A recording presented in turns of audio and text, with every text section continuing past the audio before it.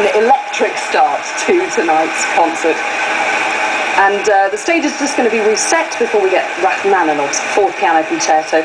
Just a quick response from our guests here in the studio tonight. What a fantastic start, a ridiculous piece in lots of ways. Wow. I mean, I lived in New York. I mean, I heard everything out of New York was there. Absolutely, the sound of New York. And I know, Julian, while you were listening, you were just sitting there saying, what a brave choice it was to open the concert. But also quite a clever choice, because there's always sort of very difficult exposed solos at the beginning, and I'm sure that Tony Papana knew perfectly well that they could cope with it, and it shows the orchestra off brilliantly. Well, all of you from different perspectives have a great investment or an interest in the engagement of young people with music. Natalia, you benefited greatly, I'm sure, from the groundbreaking system known as El Sistema in Venezuela. Last year at the PROMS, we were very fortunate to have a performance from a great product of that system, the Simón Bolívar Youth Orchestra. Let's have a little snatch look now at a little bit of that concert once again, and also a little idea of music on the ground, the system on the ground, El Sistema in Venezuela.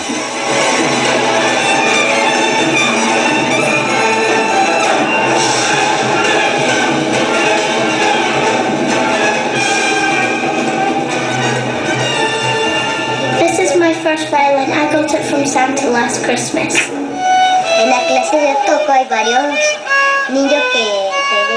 the class where I play, there are children of different ages. But I have two friends who are the same age as me. I love music because we play lots of nice songs. I have lots of friends and I like the concerts. There's one beautiful thing about music. If you see two kids, one beside the other one, if this kid is amazingly rich, or the kid is amazingly poor, they're going to have to do the same, they're going to have to play the same. And music doesn't make difference. Just play. I've been playing the cello for 4 years. I've been playing the violin for 6 months. I used to play the flute, but now I dedicate myself to playing the violin. I'm 6 years old and my tooth isn't ready to fall out yet. The majority of the children that come to this centre have lots of family problems. They have lots of economic problems. If it wasn't for the orchestra project, I'm sure these children would be on the streets.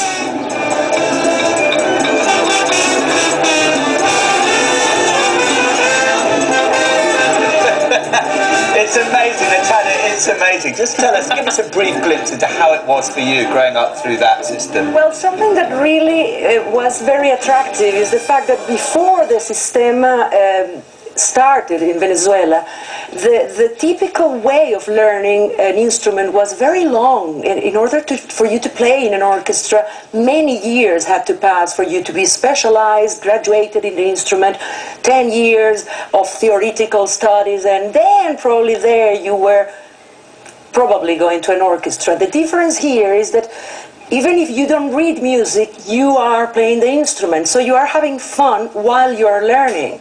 And with your friends, sharing them.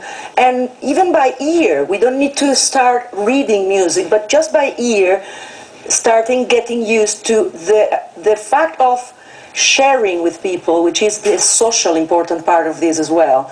Social in the way of helping people, but as well of getting together and being sociable with people.